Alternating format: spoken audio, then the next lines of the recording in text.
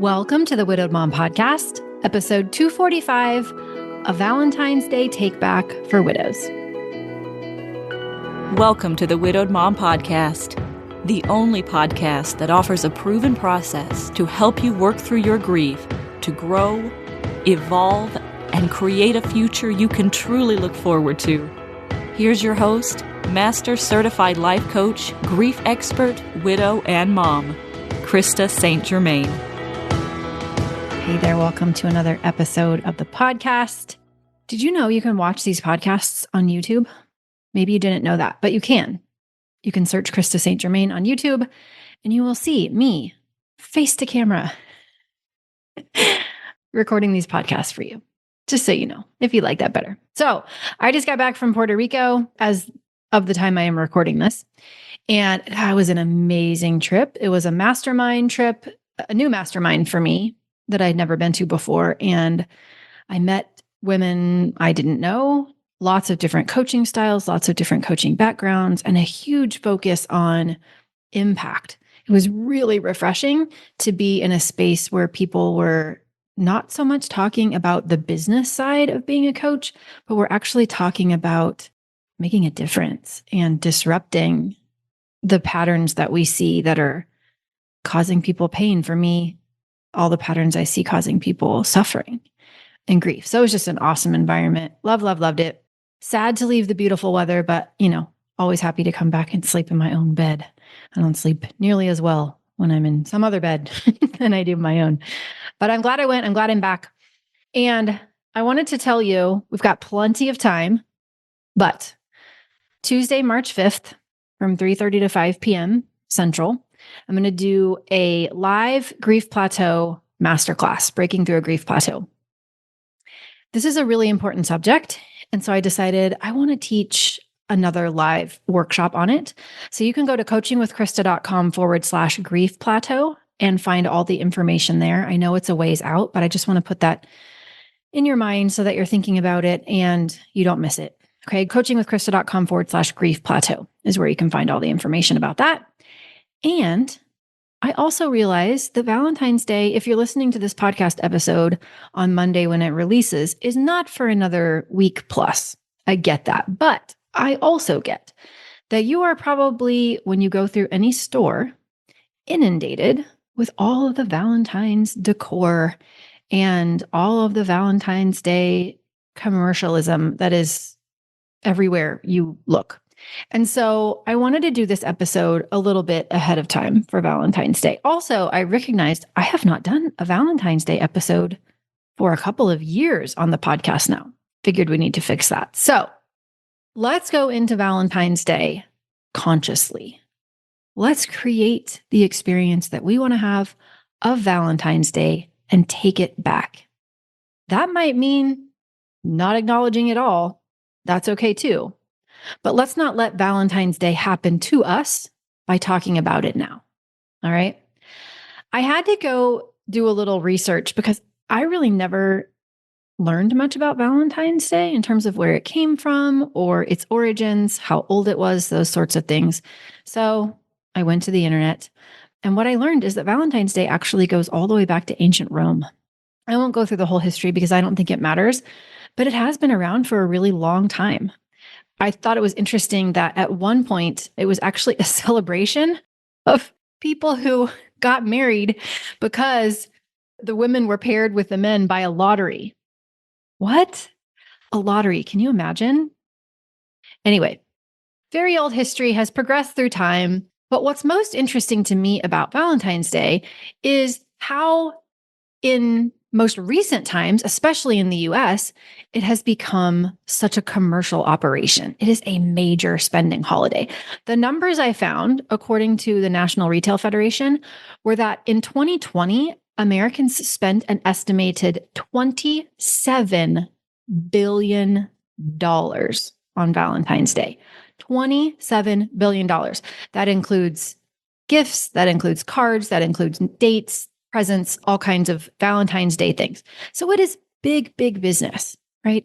People are making money off of this holiday. Not that I'm against making money. I'm definitely not. But I think it's good to remind ourselves of sometimes why this can feel like it's shoved down our throats, right? Also, it feeds right into the narrative that we have happening that you can't be happy unless you're partnered, that the goal of life is to be in a partnered romantic relationship. And so many companies make money off of us when we believe that too. So I just think it's worth noting that just because we're used to perhaps spending money on Valentine's Day, we're used to thinking of romantic relationships as desirable and better than not being in a partnered or romantic relationship, those things are worth questioning and at least at a minimum worth understanding the origins of. So, sidebar there. Okay, how are we going to take it back this year? Let's talk about that. First, we can acknowledge that however we experience Valentine's Day is fine. And what I mean by that is that there's not a right or a wrong. For some of us, it will be something we completely avoid, don't pay any attention to. For others, it will be something that we experience a lot of pain when we think about. We can't do it wrong, all right? But we do get to be the boss of what we choose to think about it. And what I mean by that is that Valentine's Day, in and of itself, doesn't have any power over us. And I get that sometimes it seems like it does, but it really doesn't. It is a day on the calendar, and you and I get to choose what we want to think about it. We can choose to think about missing our person and wishing they were here. There is nothing wrong with that. We can choose to think that we hate Valentine's Day and it sucks and it's stupid. And there's nothing wrong with that. We can choose to think that Valentine's Day is just another day on the calendar and that it matters or that it doesn't. No thought that we choose about Valentine's Day is right or wrong, but we do get to choose. Okay, so that's an important thing to acknowledge. We get to choose, and we can't do it wrong. Secondly, I want to encourage you to choose. Do you even want to recognize it? Again, not right or wrong. If you don't want to recognize it, just be okay with that. If you do want to recognize it, then let's decide how you want to recognize it. So if Valentine's Day is about love and you choose to recognize it, how could you do that? How could you show love to others? Who might you want to show love to? How could you show love to yourself? How might you do that? Maybe you love buying gifts for people. Maybe you love doing things for people. Maybe you love anonymously brightening someone's day. You could do that with Valentine's Day. Maybe you are way overdue for some flowers, or maybe you're not. Maybe you just bought them for yourself last week and yet you send yourself some flowers. Maybe you write yourself a love letter. Maybe you treat yourself as your own Valentine. That's available to all of us. We can do that. Why not? I was so happy to see that a couple of Mom Goes On clients. It's always fun to me when I see women who connected through Mom Goes On, my coaching program, get together in the real world because it's an online program and everyone lives in completely different parts of the world. When I see them get together in person, makes me so happy.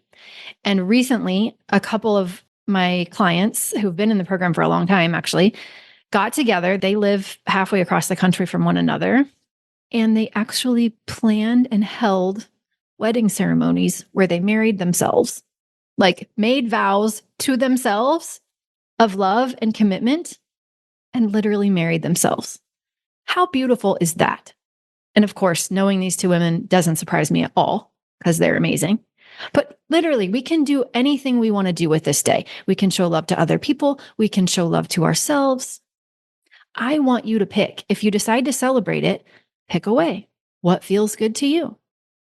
Maybe it's a lot of things. Maybe it's one thing. I don't care. Just pick. I have a whole list of actually 50 ideas of ways that we could do it. I'm going to send it out by email. If you're not on my email list, you should definitely go and get on it. You can go to coachingwithkrista.com and then eventually a pop-up will come to you and you can get on the email list that way. But if you're on my email list, you'll get it automatically to get your juices flowing and thinking about how you might want to spend Valentine's Day, how you might want to treat yourself, do things for yourself. So take it back. You get to choose how you want to think about it. You get to choose if you want to recognize it. If you don't, Can't do it wrong, but you choose what's right for you. Don't let Valentine's Day be the boss of you, okay? And before I go, I decided that the way I wanted to acknowledge you on Valentine's Day is to write a little letter and then read it to you. Maybe you want to write a letter like this to yourself, but here's my letter to you. And I hope you like it. I hope it hits your heart in a warm and loving way. It felt good to me to write it. So here it is. Dear widow, I see you. I see you, and I'm so very proud of you. Life threw you a giant curveball, didn't it? And yet, you're the kind of person who keeps getting up no matter how many times you get knocked down. A lot of people don't understand the experience you're having, and there are a lot of people who do.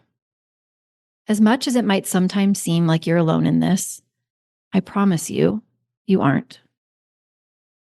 I know you doubt yourself sometimes. I know some days you feel like taking on the world, and other days you just want to pull up the covers over your head and stay there. I know you keep trying to improve yourself because you keep forgetting your worth and value are fully intact and not negotiable. I know you keep thinking that things need to change in order for you to feel peace. You keep forgetting that peace doesn't happen then, because now is the moment we live in. I want to remind you that you are the one who gets to choose who and how she is. You are the one who gets to choose what she values and how she expresses those values. You are the one who gets to choose whether you believe your best days are in front of you or behind you. You are not defined by your losses or your gains unless you decide you are. There is endless beauty in you, and your human flaws are a part of that beauty. You are both loved and loving. You are star stuff, pressed into human form, divine in your nature, and made of love at your core. And even in the presence of pain, love still lives in you. It is your great privilege to be that loving presence in the world, and perhaps more notably, to be that loving presence to all parts of yourself, even the ones you keep wishing were different. I hope you'll remind yourself that wherever you are, love is, and all is well. I love you, and you've got this. Take care, and I'll see you next week.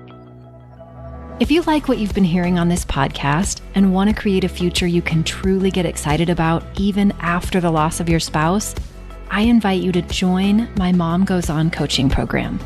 It's small group coaching just for widowed moms like you, where I'll help you figure out what's holding you back and give you the tools and support you need so you can move forward with confidence. Please don't settle for a new normal that's less than what you deserve. Go to coachingwithkrista.com and click Work With Me for details and next steps. I can't wait to meet you.